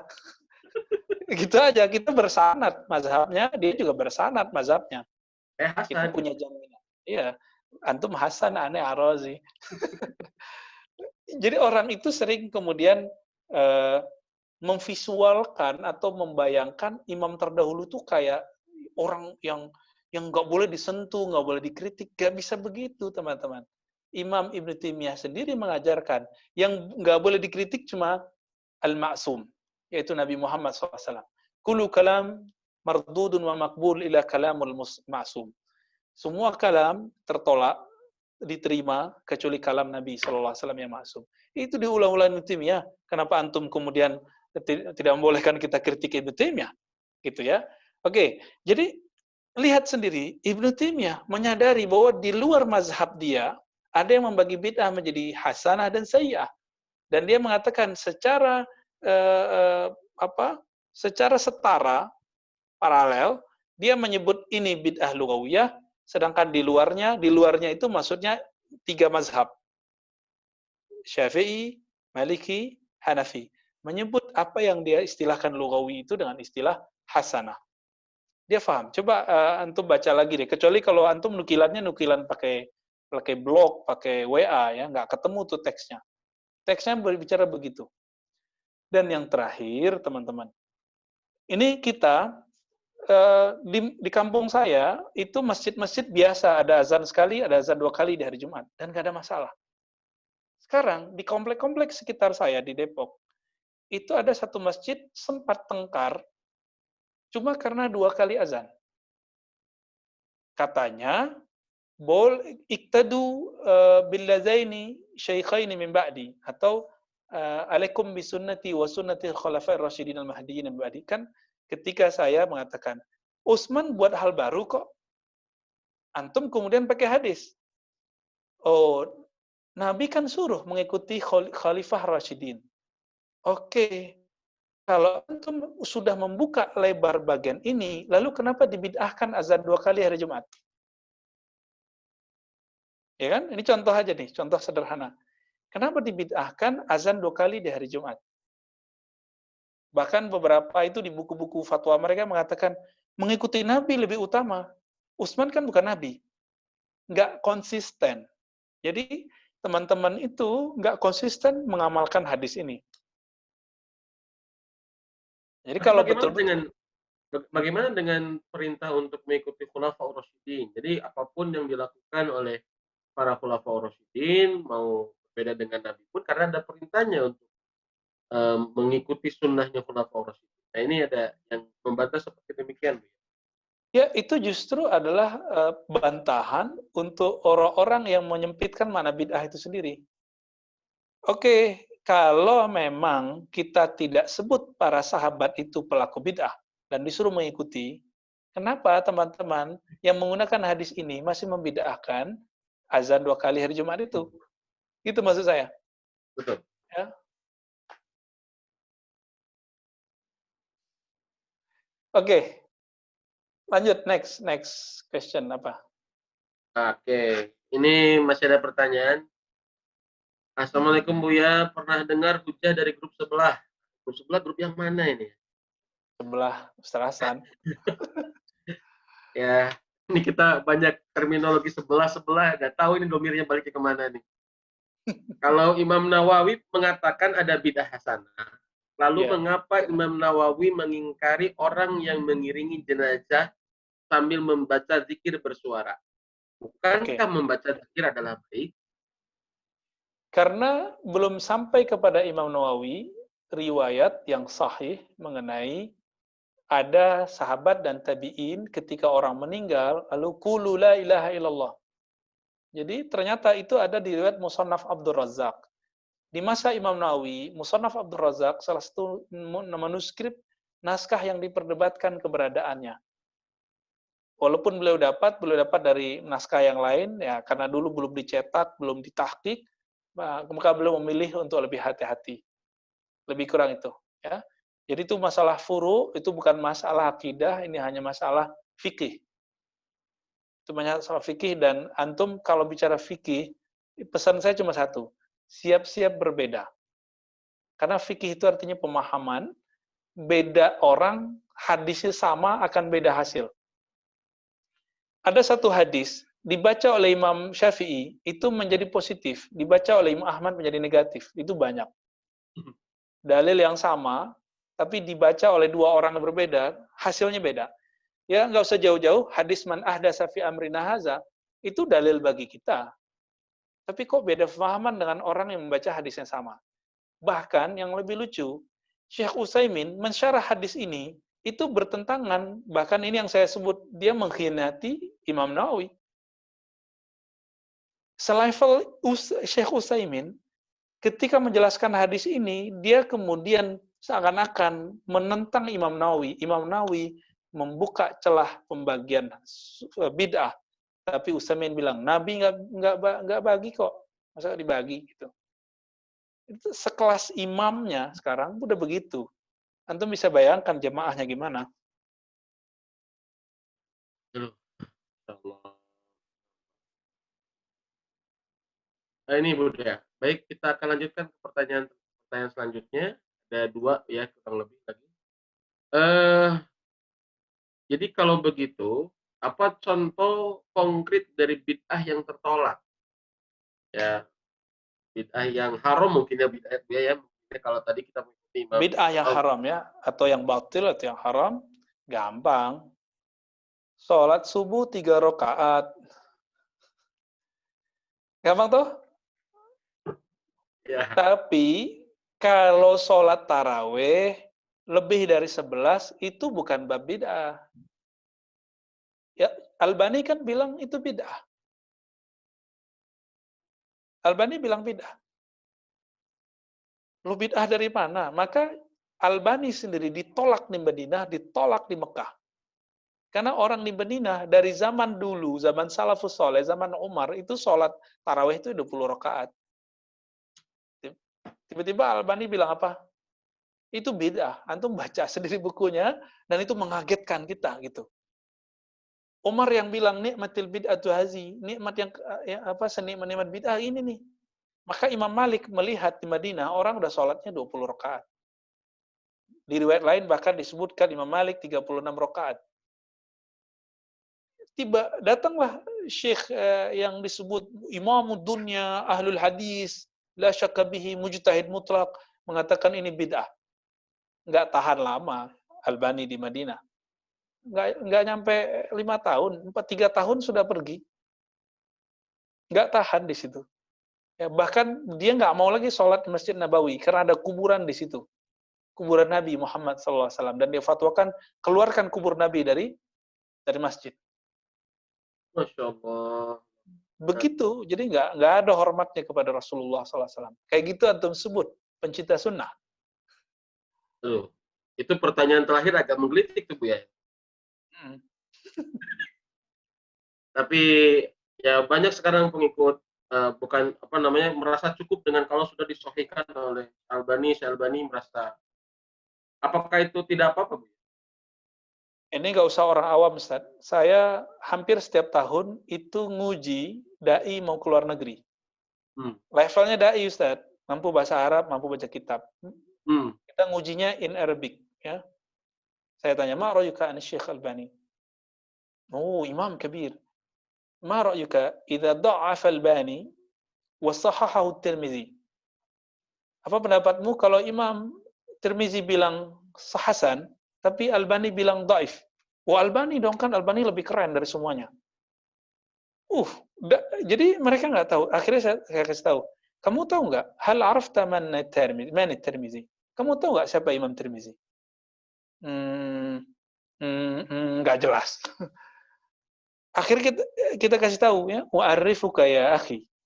At-Tirmizi huwa azka talamiz al-Bukhari. Imam Tirmizi itu murid terbaik Imam Bukhari. Allah karim, Allah Akbar. Maka beliau kasih judul kitabnya Al-Jami' As-Sahih. Persis seperti judulnya Sahih Bukhari, Al-Jami' As-Sahih. Kumpulan hadis sahih. Cuma karena ada 2 hadis di situ yang parah, maka turun derajat menjadi bukan sahih. Dan beliau mengatakan, selain 2 hadis, bukan hadis yang tadi lagi itu, beda lagi, maka boleh diamalkan. Selevel Tirmizi masih membolehkan mengamalkan hadis yang dia dhaifkan sendiri. Nah, teman-teman yang bukan Allah, ketika saya kasih tahu begitu, bingung juga dia mau bilang apa. Dan ini fakta. Ustadz sekelas kiai, ustadz mau diberangkatkan ke luar negeri, nggak jadi berangkat karena ngomong begini. Nggak jadi berangkat ya? Nggak jadi berangkat ya, saya yang tahan. Padahal berangkat menjadi TKI Ustaz. Wah, antum tega, Tat. Padahal tersisa Ustaz satu lagi pertanyaan selain Maroyuk Anil Albani. Ya. Maroyuk Anil Albana gitu. Wah, Albana beda. Ya. Oh, beda. Beliau punya guru, punya mursyid, punya mazhab, bahkan ayahnya ahli hadis. Masya Allah. Ya. Syukran Ustaz. Masya Allah, mudah-mudahan ini jadi apa namanya penjelas buat kita. Terakhir, aduh, ini masih ada 2 lagi boleh Bu ya? Mangga, silakan. Loh, Masya Allah. Ya, emang agak hangat ini ya. Ya, Assalamualaikum Buya, salam hormat dari Kuningan, Jawa Barat. Dan perkenalkan Waalaikumsalam. saya jadi murid Buya. Perkenankan saya jadi murid Buya. Wah, jangankan Anda, saya juga belum diterima ya. Buya. Maaf Buya, tolong pencerahannya, urutan gelar dan generasi tokoh-tokoh Islam dari zaman ke zaman hingga sekarang. Dan kenapa ada gelar imam dan lainnya kalau ada buku atau kitab yang membahas itu apa ya Buya? Gelar Imam. imam, gelar-gelar itu tergantung tergantung disiplin ilmu. Di kalangan ahli hadis, yang paling bawah itu disebut thalibul hadis, santri hadis. Ya, kita-kita ini semoga termasuk yang paling bawah itu nggak apa-apa. Ya, ya diterima aja nanti antum dapat syafaat Nabi udah. Level 2-nya, nah ini sudah tinggi, muhaddis. Ini kalau minimal antum khatam 6 kitab hadis. Bolehlah disebut muhaddis. Ya, mengerti. Jadi kalau disebut riwayat apa, udah tahu, oh kira-kira adanya di bagian ini gitu. Lalu di atasnya nanti ada yang disebut dengan al-hafiz, orang yang hafal hadis. Nah, terakhir yang begitu dulu Sidi Abdullah Ghumari, Sidi Ahmad Al-Ghumari, itu sampai ke derajat itu. Tapi belakangan sebelum konflik di Suriah, guru kita Syekh Hasan itu cerita bahwa di Suriah banyak santri-santri dan mahasiswa menghafalkan 10 kitab hadis, lengkap dengan sanadnya. Nah, sayangnya terjadi konflik di Suriah, sekarang kita nggak tahu mereka lagi di mana, ngapain kita nggak tahu. Ya, Syekh Hasan itu bilang, beliau udah tua saat itu. Saya dengar itu adalah mahasiswi-mahasiswi kedokteran dan umum. Seandainya saya masih muda, saya ingin menikahi mereka. Begitu Oh, beliau manasin kita. Masya Allah. Ya, cuma enggak Kita ya, juga itu panas. cuma daerah Suriah, Damaskus. Hatta al-an la nadri, ya, kita nggak tahu. Tapi beliau cerita, beliau pernah menguji sendiri dan memang betul mereka hafal hadis lengkap dengan sanadnya, jalur-jalurnya semua. Ya, cuma kita nggak tahu di mana. Jadi kalau iya, maka mereka lah ahli hadis terakhir yang hafal plus kitab-kitab hadis. Ya. Kami di Darussunnah itu tidak berani menyebut diri kami muhaddis ataupun al-hafiz apalagi. Ya. Paling-paling kami cuma talibul hadis dan bahithul hadis. Peneliti hadis. Paling tinggi itu. Gelar muhaddis terlalu ketinggian. Ya. Walaupun orang ada yang menyematkan, tapi itu nggak pantas untuk saya. Apalagi disebut Ustadz Sunnah. Ya, kita jauh lah ya. Dulu Nah, di kami, di atasnya itu ada gelar al-hakim, tapi itu gelar sebenarnya tidak masuk gelar ahli hadis, ya, diperdebatkan. Jadi 3 itu. Nanti di kalangan ahli fikih ada yang disebut jadi apa namanya? Mufti. Di bawahnya muqallid. Muqallid itu orang yang nggak mengetahui dalil, nggak tahu cara berdalil, disebut muqallid. Ahli taklid. Naik ke atas mufti. Dia tetap muqallid, tapi dia tahu dalil imamnya. Muttabi' mufti. Nanti baru naik ke atas mujtahid apa, ada 4 kelas mujtahid baru sampai ke atas mujtahid mutlak. Nah, yang mereka semua disebut imam kecuali mufti dan yang bagian bawahnya ini yaitu muqallid. Ya. Lalu di kalangan ahli akidah itu juga ada gelarnya, ada Hujjatul Islam, ada Syekhul Islam. Itu gelar-gelar dalam ilmu akidah tapi juga dipakai oleh ahli hadis sebagian.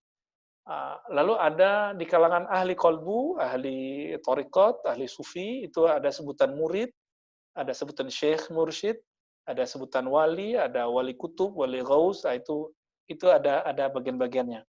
Buku tentang ini dulu kita melihat ada risalah kecil karya Syekh Abdullah Ghumari, tapi belum diterjemah. Nunggu Ustadz Hasan yang nerjemahin. Ya, tafadhol ya, Ustadz. saya masih muqallid.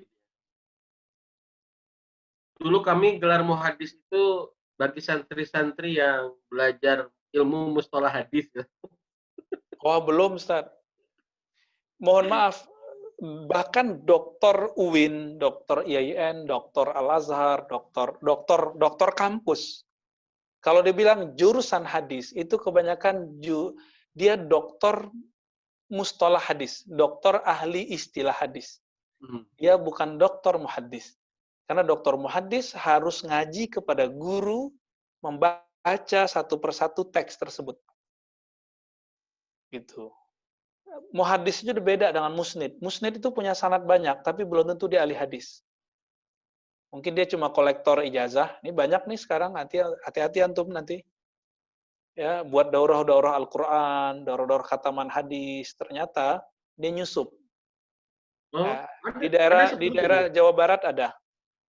Ya, saya nggak usah sebut namanya karena itu rahasia. Awalnya mereka nggak punya sanad, lalu mereka buru sanad karena kita sering mengatakan Ahlus Sunnah kok nggak bersanad. Tapi ketika kita cek sanad Qur'annya, mereka kan mengatakan sufi zindik. Tapi ketika kita cek sanad Qur'annya, 2 orang di atasnya sudah sufi semua sampai ke Imam Zakaria Al-Ansari. Jadi mau lari kemana cari sanad, semua sanad itu ya bermazhab, ya bertarekat, ya sufi, ya asy'ari gitu. Kemana-mana begitu, nggak bisa lari lagi. Fa ainal mafar, ya, fafirru ilallah. Nah, Aina tadhhabun. Hmm. Nah, ini ada lagi Bu ya. Mungkin kurang lebih 3 menit lagi ya. Ini pertanyaan 2 pertanyaan terakhir lah. Assalamualaikum, mengenai syarah-syarah hadis yang ternyata berbeda visi dengan maksud yang akan disampaikan oleh Imam An-Nawawi tersebut dan tidak menutup kemungkinan banyak syarah-syarah yang tidak sesuai dengan maksud para penulis kitabnya. Di Indonesia saat ini menurut Buya, siapa yang menjadi rujukan kami dalam menuntut ilmu, baik Al-Quran, hadis, akidah, fikih, dan lain-lain. Ini kalau nanya ke saya, langsung saya jawab ini Buya. Ayo, antum aja yang jawab. Ya, saya jawab ya Buya Ar-Razi ya. Oh, itu keliru itu. Itu kalau saya tanya saya jawab langsung. Baik Buya, silakan mungkin ada ulama-ulama yang bisa jadikan sebagai rujukan kami sebagai pembelajar supaya lebih terjaga begitu. Ya, teman-teman, Indonesia termasuk sangat maju kajian fikihnya. Maka di pesantren-pesantren itu ada Bahsul Masail, di Muhammadiyah ada Tarjih, ya, di Persis ada apa namanya? Hisbah ya, Dewan Hizbah. Dewan Hisbah. Dan itu sangat maju. Jadi pergolakannya mirip-mirip seperti apa yang terjadi di Timur Tengah. Dan justru persoalannya lebih kompleks dan kadang-kadang muncul kaedah-kaedah baru di tengah perdebatan. Untuk fikih, saya tidak menyarankan antum keluar, tapi carilah guru yang sekolahnya punya basic di dalam negeri dan nyantri di dalam negeri. Jadi teman-teman jangan lihat orang ini tamatan S1, S2, S3-nya di mana. Tapi tanya dulu, dia nyantri dulu di mana. Ini paling penting. Karena ilmu alat itu ada semua di Sanawiyah dan Aliyah. Nah, kita udah cek nih ada Ustadz, dia nggak pernah nyantri, tapi langsung kuliah ke salah satu negeri di Timur Tengah, pulang-pulang nggak mengerti fikih Indonesia. Apa yang terjadi? Semua yang beda dalam pikiran dia dianggap bid'ah. Doktor padahal, ya. Doktor, tapi nggak ngerti persoalan. Maka saya ingat juga kisah Buya Hamka waktu mau ngaji di Haramain dulu, Mekah Madinah, langsung dipanggil oleh pamannya. Siapa yang pejuang kita yang punya jenggot yang disebut jenggot kambing, Ustaz? Agus Salim? Ya, oke. Itu omnya Buya Hamka. Apa kata beliau? Ente pulang. Jadilah seperti ayahmu yang mengerti ahli agama, yang mengerti persoalan negerimu sendiri. Setelah 30 tahun, Agus Salim meninggal, Buya Hamka diundang ke salah satu tempat di Malaysia. Ketemu temannya yang 20 tahun lamanya di Madinah, hanya jadi tukang doa, tidak bisa ngajar. Buya Hamka cuma 6 bulan di Mekah, bisa ngomong bahasa Arab, bisa ngajar lebih bagus dari orang yang 20 tahun itu. Maka beliau mengatakan, sungguh benar apa yang diwasiatkan omku, pamanku, Buya Haji Agus Salim. Ya, itu ulama juga. Ya. Haji Agus Salim itu dikira nggak bisa bahasa Arab oleh mahasiswa Kairo, mahasiswa Mesir. Ketika datang ke Mesir, itu orang-orang mahasiswa berperan jadi penerjemahnya udah beberapa hari. Ketika ada acara resmi, Agus Salim bilang, kamu gak usah nerjemahin saya, biar saya ngomong sendiri. Ternyata bahasa Arab beliau lebih fasih daripada mahasiswa yang ada. Maklum ya, konsulat di Jeddah. Karena ada orang alim itu dia belum bicara, bukan berarti dia dia nggak tahu. Dia mengerti, tapi dia biarin aja orang begitu dulu. Gitu. Jadi Memberi antum kesempatan sabar-sabar untuk ketemu orang alim. Mm-mm. Allahu Akbar. Buya terakhir kita tutup nih pertanyaannya ya supaya tidak yang masalah kayak begini kopi hitamnya harus 2 gelas ini kayaknya ya. Udah habis. Habis ya. Baik, ini terakhir Buya, sederhana tapi mudah-mudahan jadi menyejukkan buat kita ya di tengah perjalanan yang agak memanas barusan begitu ya. Bagaimana cara untuk mempersatukan umat di tengah kondisi yang masih saling menyalahkan dan merasa paling benar. Mudah-mudahan ini juga sebagai closing statement terakhir Buya ya di dalam kajian kita hadis baik kelima. Fadal Buya. Baik, teman-teman yang makan Allah, tidak ada jalan kecuali jalannya Nabi. Maka kalimat uswatun hasanah, kata uswah itu artinya bukan hanya mencontoh, tapi uswah itu artinya sawa. Saya meniru Nabi, plek, seperti apa Nabi lakukan, saya lakukan seperti itu. Nabi sebelum mengajarkan fikih 10 tahun di Madinah, yang beliau lakukan adalah merawat kolbu para sahabat, 13 tahun. 13 tahun lamanya. Maka antum jangan dibalik, belajarlah akhlak dulu, belajarlah adab dulu, baru masuk ke fikih. Belajar dulu adab penuntut ilmu hadis, baru belajar hadis. Adab orang yang belajar fikih, baru belajar fikih. Adab-adab ini sekarang tidak diajarkan oleh ustadz kebanyakan di sosmed, di kajian-kajian umum, tapi hanya diajarkan di pesantren-pesantren kecil, pesantren-pesantren yang sudah mulai tergerus. Akhirnya apa yang terjadi? Orang ketika berbicara agama hari ini tidak pakai adab. Antum bisa lihat, mungkin Ustaz Hasan pernah mengalami, Ustaz Hasan yang sudah lama berkiprah dalam agama, sudah baca kitab, bla bla bla, bisa ngomong Arab, itu disalahkan oleh orang yang baru hijrah 3 bulan yang lalu. Itu antum pasti pernah mengalami itu. Dan next ke depan kita akan mengalami hal itu lebih banyak lagi. Tapi nggak usah menanggapinya dengan emosi. Walaupun dalam pembahasan kita bisa naik-naik dikit, kan nggak apa-apa. Tapi teman-teman, kita punya kolbu, mereka punya kolbu. Ya, apa kata Nabi? Inna rifqa, sesungguhnya kelembutan. Jika berhadapan dengan semua kekasaran, semua kekejaman, akan mengalahkan semuanya. Makanya Nabi SAW ketika beliau dihujat, dihina, dinista, itu tidak pernah membalas dengan emosional. Ya. Saya minta ampun kepada Allah jika saya pernah emosional kepada orang yang tidak paham atau membahas dengan menggebu-gebu. Ya itu mungkin sisi manusiawi kita yang juga anugerah dari Allah SWT. Semoga anugerah ini tidak pernah kita tempatkan di tempat yang salah. Ya, marah karena Allah, sayang karena Allah.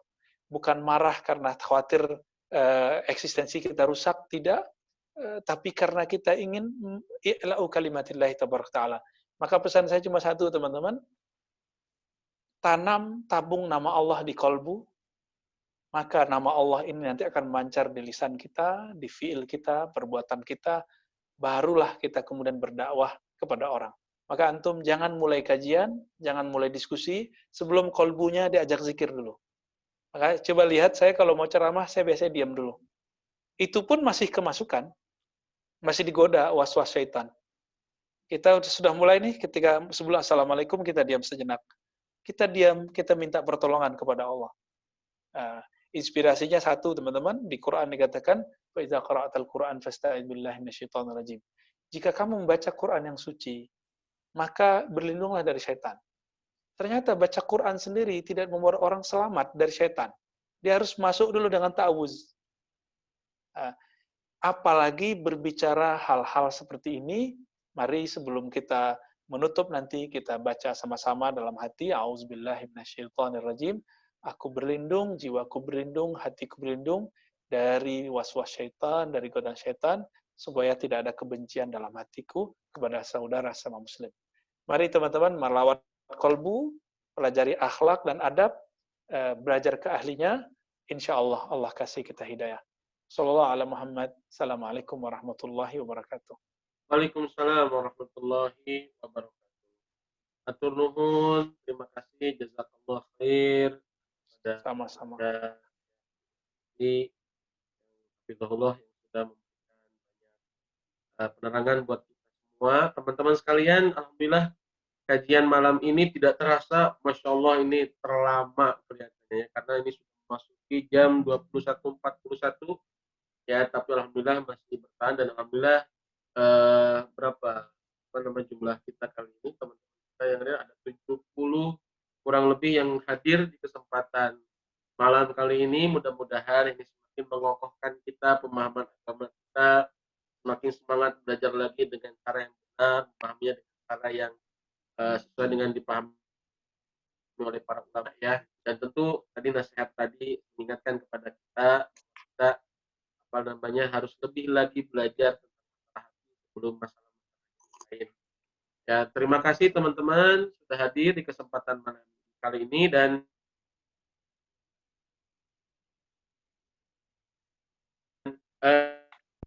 tapi ini dilengkapi tahqiq Albani. Gimana ya? Gak apa-apa, ini sebagai wawasan lah ya. Insya Allah ya. Mudah-mudahan bisa jadi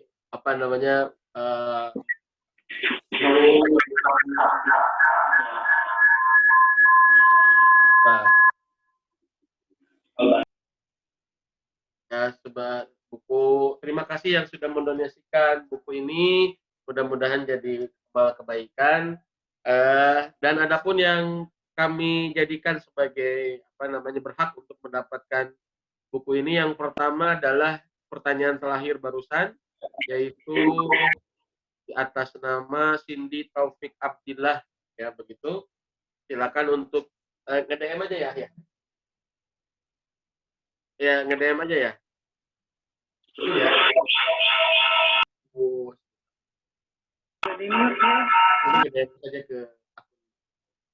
nge-DM saja atau WA saja ke nomor admin yang akan disampaikan ya. Untuk Cindy Taufik Abdullah, kemudian juga yang tadi banyak juga, yaitu Muhammad Ertanto ya. Silakan, mohon maaf ini tidak diberikan semuanya, hanya 2 ya. Silakan kepada teman-teman untuk bisa menghubungi nomor admin. Terima kasih. Alhamdulillah fursah muntiah, kesempatan yang sangat berharga di malam kali ini. Selamat menghafal ya, karena Buya menjanjikan insya Allah 10 hadis yang dihafal disetorkan itu bisa mendapatkan sana sampai Imam Nawawi. Ya, saya tidak akan menyimpulkan, Anda sendiri yang menyimpulkan pembahasannya. Mudah-mudahan semakin mengukuhkan pemahaman keagamaan kita. Selamat belajar dan insya Allah kita akan bertemu di minggu depan. Dan saya aturkan terima kasih buat Anda. Jazakumullah khairan katsiran sudah hadir. Kemudian juga bil khusus pada tim MIM Foundation yang sudah menginisiasi ya kegiatan kali ini, mudah-mudahan menjadi jalan hidayah ya bagi teman-teman sekalian. Barakallahu fikum. Mohon maaf saya atas segala kekurangannya, dan kami atas nama tim MIM Foundation juga terima kasih. Mohon maaf atas segala kekurangannya. Kita tutup dengan doa kifaratul majlis. Subhanakallahumma bihamdika asyhadu an la ilaha illa anta astaghfiruka wa atubu ilaik. Terima kasih teman-teman. Assalamualaikum warahmatullahi wabarakatuh. Waalaikumsalam Ustaz. Pantunun Ustaz. Sami. Masya Allah Ustaz. Tambah ganteng aja Ustaz. Masya Allah. Ya. Yuk, siap. Siap, Teh. TJJ absensi, jangan lupa TJJ. Siap Ustaz. Setoran hadis Ustaz. Setor hadisnya teman-teman. Setor hadisnya ya, jangan lupa teman-teman ya. Iya, ente udah berdoa. Astagfirullah, iya tadi itu mengingatkan diri sendiri tadi. Ya.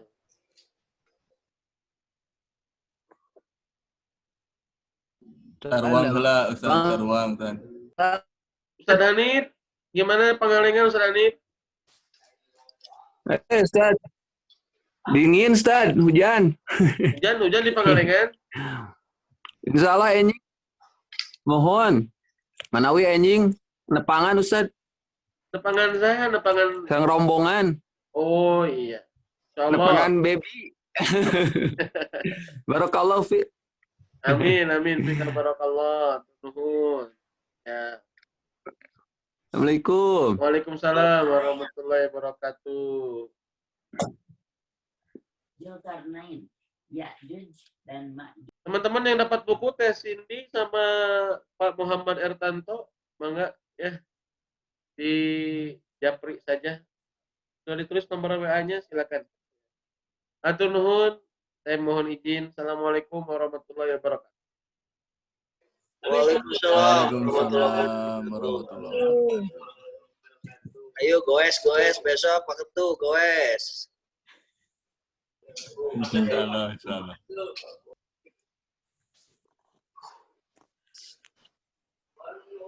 Monitor.